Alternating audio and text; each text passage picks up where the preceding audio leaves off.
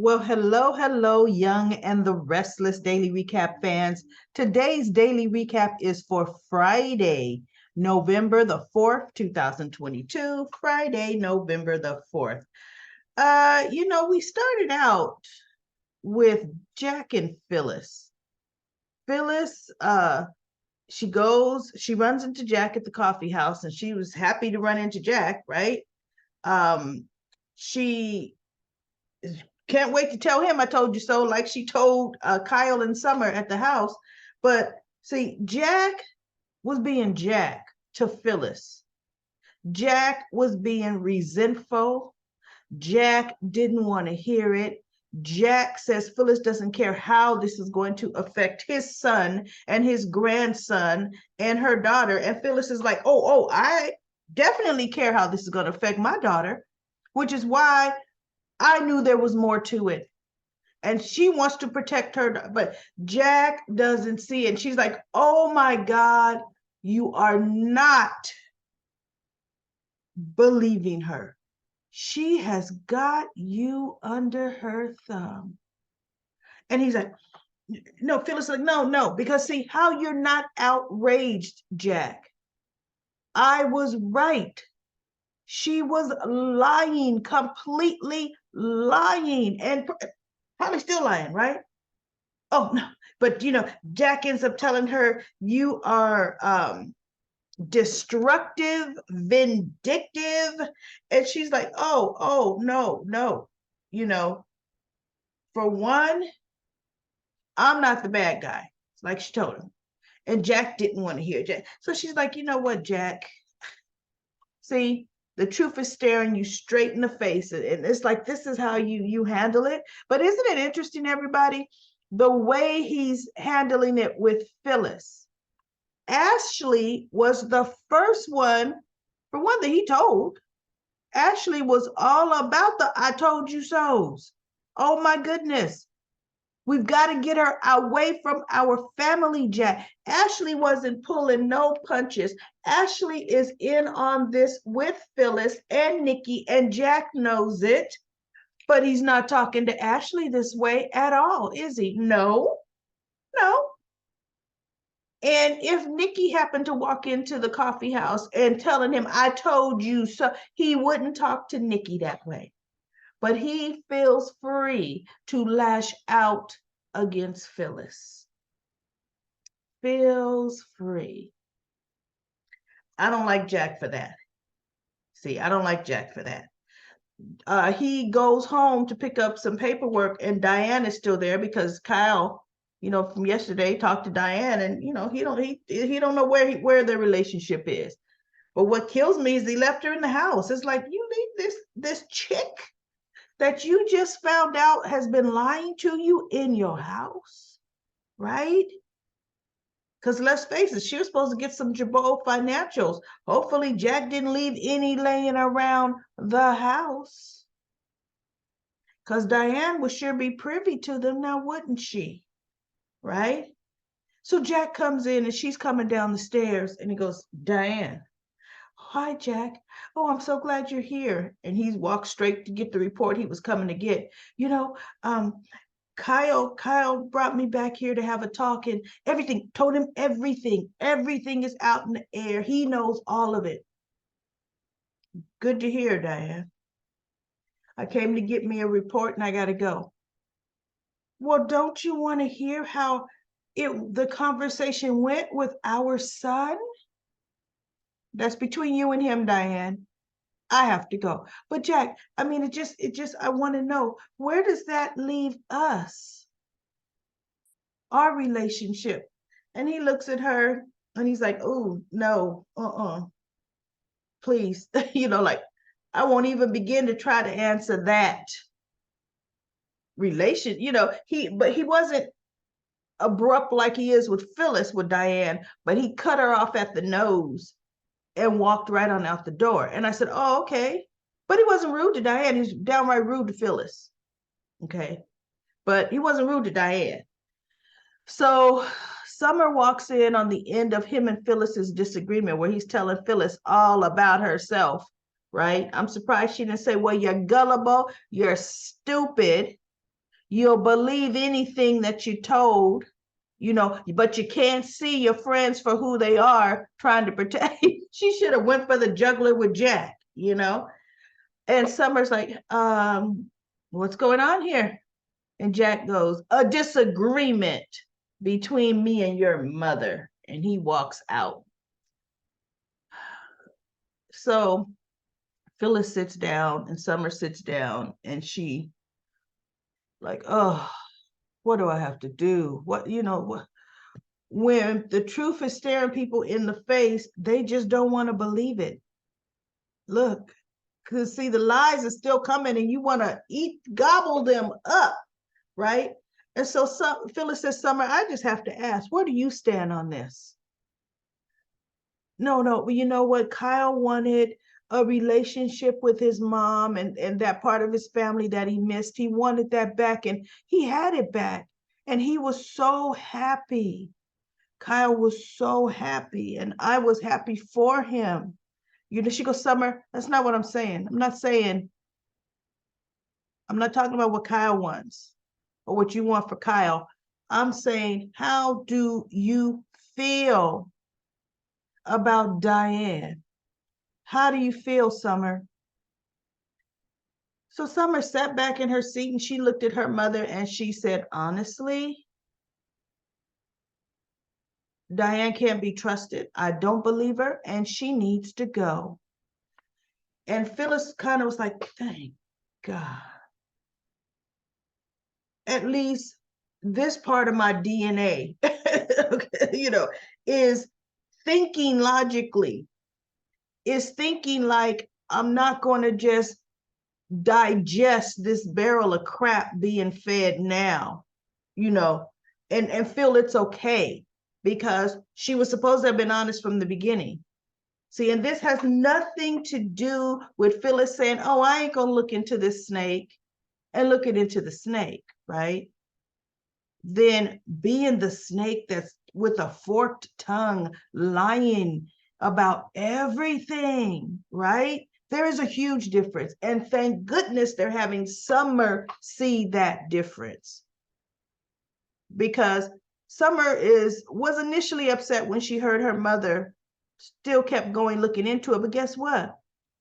Then you just better be mad at Aunt Ashley living in the same house when she's in town, right? You just better be also mad at your grandmama. Okay, so it's not just your mother. And Summer wasn't. She didn't spout off blaming Phyllis for, she was just like, she just wanted so much for it to work out for Kyle. But it is what it is where that is concerned. So we have Ashley. I'm loving Ashley. Do you see they're making Ashley look just so sexy and seductive? The way she's flirting with her eyes, but not flirting with her eyes. We got Tucker. He wants to believe because she's saying, I don't want to think about you, but I find myself thinking about you. And he goes, oh, okay. I like that. He's like, but I don't know. Would you be saying all this to me if it hadn't come out, about Diane and I knew it, had a acquaintance in LA? I really, I'd be naive not to think, Ashley, that you're not just trying to do this whole 180 just to get information out of me. And Ashley looks at him, she's saying, so you're trying to say that I'm using my feminine wiles to get information out of you? So what if I am? Not saying that I am, but what if I am? And Tucker is just like, what's up with her over the last few years? Man, this woman is smoking hot, right? And so he goes, well, hypothetically, uh, he doesn't really know. He was muttering some things, right? And Ashley just had, I was gonna say had him buy something, but I'm not gonna say that. Ashley, she had control of the whole situation. No, Tucker wasn't falling for it hook, line, and sinker, but Tucker having to always play that game, he can't resist a tantalizing game because he's thinking, okay, you playing me, I know it. I'll play too. Let's make this fun. Because that means we get to spend some time together. And in the end, I'm going to win you back. He's not going to win Ashley back. He's burned her way too much. He has burned her just way too much. But she'll play. See, and the funny thing is, Jack knows. She told Jack, I'm gonna play Tucker and get all the information I can out of him. He knows that. What's he saying to a sister? Is she destructive, vindictive? Is she manipulative? Is she what? I'm not saying anything to Ashley, but it's Phyllis that he's got a bunch of stuff to say to, right? So let's see. We have, I'm just really, really upset with Nick and not Nikki. Phyllis goes to Noah's club. I mean, she's clearly what Jack said to her kind of cut her to her core, cut her to the quick, because when it's all said and done, for the past few years, she and Jack have been thick as thieves. Period. They have been best friends through her whole relationship with Nick, through Jack trying to put a little monkey wrench in that relationship by saying he still loved Phyllis and always has. I mean, they have been through it together for each other, right? So that really messed with her head. So she tells Nick, can I talk to you about something? I need your unbiased opinion. And he goes, well, you gonna throw something at me if I get, and she goes, I look. So he closes his little tablet and he looks at her. She goes, am I destructive? And she's kind of like a little teary. Am I vindictive? And am I innately a bad person? And she's looking at Nick. And Nick is looking at her like, well, is that a trick question? Nick is just looking at her. And she goes, well, there's my answer, I guess. And he goes, Phyllis, I'm just messing with you. And I thought, I need to slap you myself. This woman is clearly torn up. This woman, the mother of your daughter, the woman you've been in and out of relationships for the past 20 years, back and forth with Phyllis, okay? Just ended one, a year and a half ago? No, at Victoria and Ashley's wedding, Nick and Phyllis were still together. So yeah, about a year and a half ago. Because they got married in November. Did it even last a year? Oh my goodness. Victoria and Ashlyn did not even last a year. So this time last year, Phyllis was still with Nick, okay? And he couldn't see this was not a time to be coy, to try to be funny, And quite frankly, did he even respond to her? I was so busy being pissed off at the way he was handling the situation, because she told him, she says, I am sick of being the villain. I'm not the bad guy, Nick, here. I'm not the liar here. I'm not.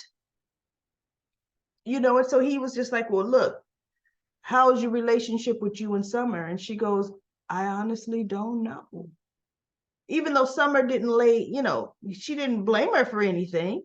but she knows there's a divide happening, and Summer East either has to stand on the side of Kyle, which she will, which will pull her away from Phyllis, which, look, you know what? That was a risk Phyllis was willing to take.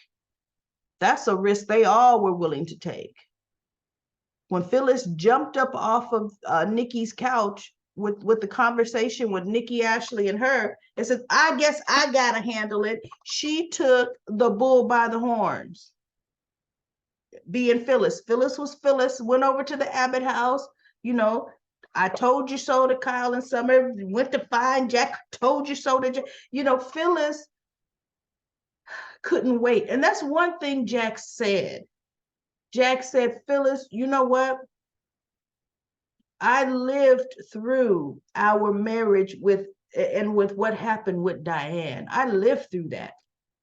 The fights and the battles that you and her went through, you know, and you just couldn't help yourself but not to get back into it. And I'm thinking, no, doggone it, Jack. Then remember well, who was the cunning, conniving instigator of all of that, using Kyle as a bargaining chip? It was Diane. Now, Phyllis, on the other hand, was a doggone good opponent of Diane, you know, opponent with Diane. Diane was pretty evenly matched there with Phyllis. Okay. Phyllis, actually, that personality was what was needed. That volatile, I'll run you over with my car personality, you know? And so I'm thinking, no. And so Phyllis should have said, you know what? I'm glad you remember that, because you're sure not acting like you remember it. You're not acting like it. If Phyllis did bring up, you know, when Diane was pretending to be dead, who was consoling your son for years, and you? Oh, that was me. That was me. And Phyllis really should have told him, you know what? Let's say, because Jack said you should have just sat back and let Diane just self-implode all on her own. And I would have said, and how do you think that was going to happen, Jack? Really? With you believing every lie she fed you, and Kyle too. Pretty much clearing the plate saying, can I have another dose? That's what was happening. So how would Diane implode? She should have told him, bottom line, Jack, Diane will get you down the aisle, married to her. Oh, for your grandson's sake, right? And then it come out, how would that turn out? Why would you want the lies of this viperous snake to continue for years on your family? Poor Harrison would go from age 4 to age 6 really attached to his Dee Dee. Kyle too. And Jack too. All for all her lies to then come out. And then what if 2 years from now, he looked and said, man, I wish I would have known from the beginning. I never would have allowed my son, my adult son, to be so vested in a liar. I never would have allowed my grandson to spend these last few formulative years with this woman who is just lying to us all. I wish I would have known. And then if Phyllis would have said, well, you know what I knew? It'd be what? You knew? You let us get deeper and deeper and vested into this family that's a lie, and you knew? How would that have worked? Now, mind you, you know, this whole scenario that I just did for the last few minutes, everybody, that's my imagination. That's not in the story writing. But I'm just saying, don't be mad because the lie was brought to light early by 3 women that truly care.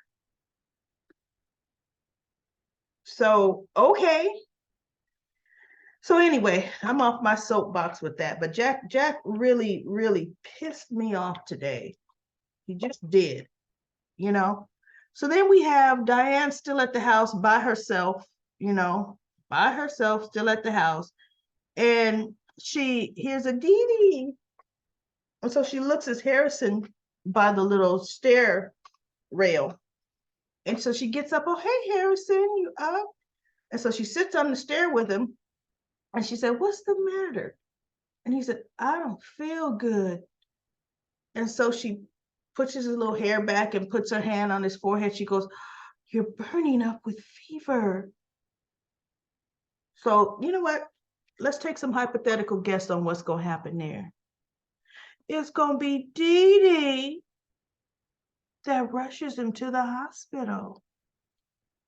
It's going to be Dee Dee.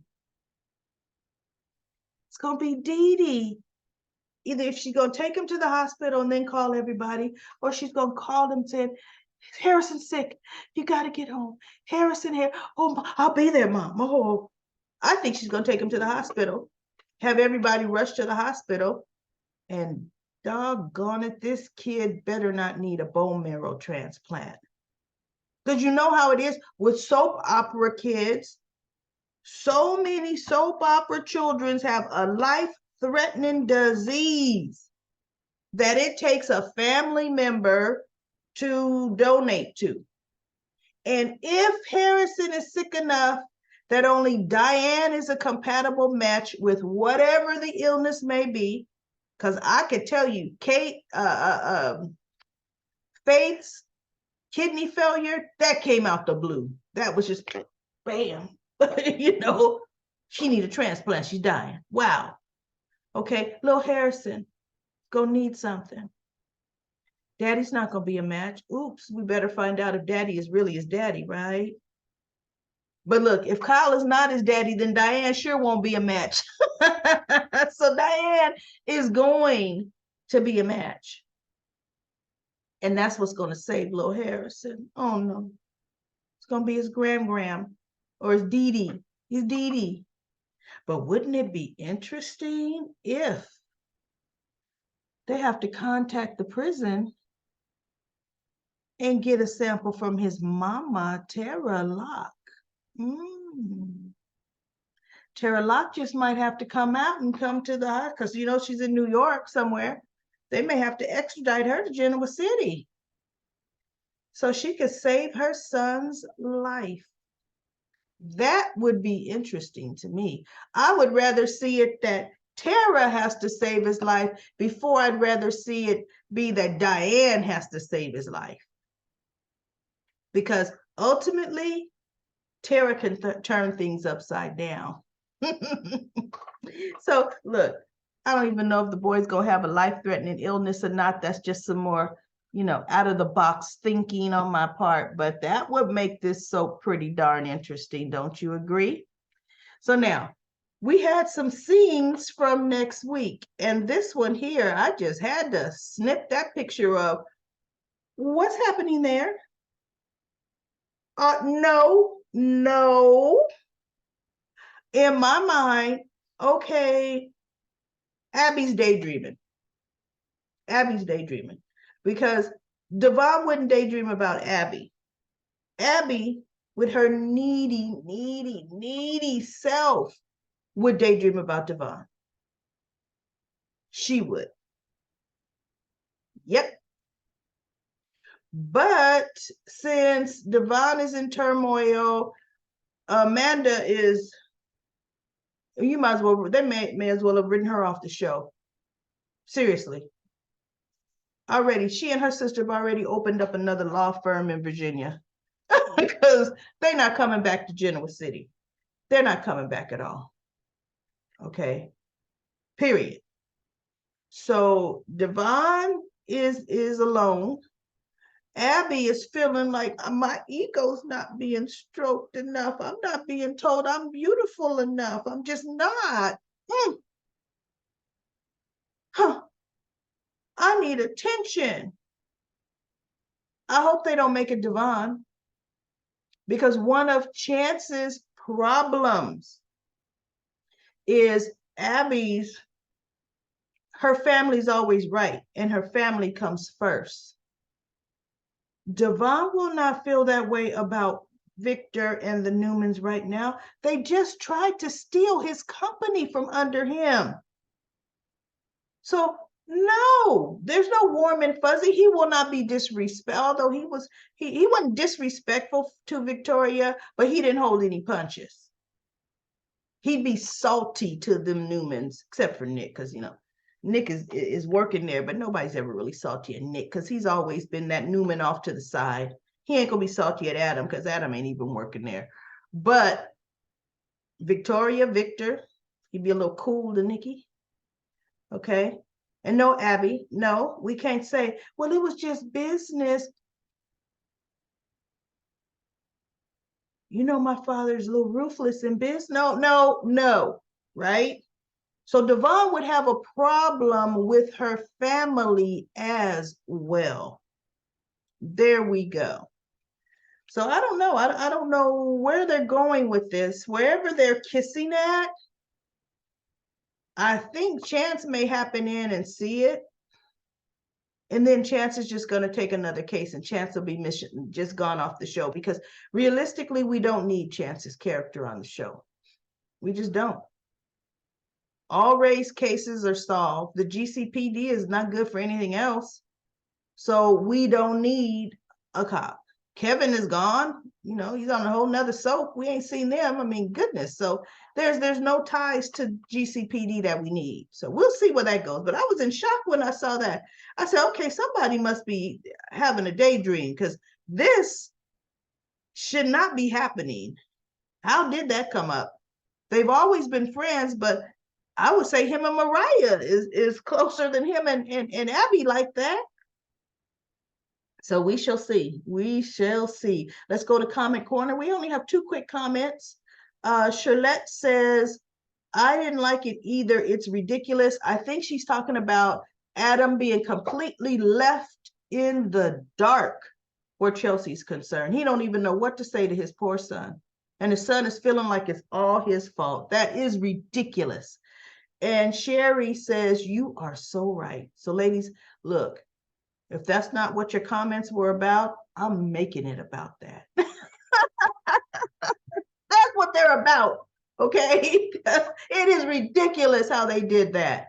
So, all right, with that being said, everybody have a phenomenal weekend. I will be back on Monday just to add my own little spin, just to be me with this daily recaps. Look, if you start seeing my pictures coming up from the community feed, like them, like those pictures. And if you have not subscribed to my GH Spoilers YNR Today channel. This is the Daily Recap Lady. I will be back Monday.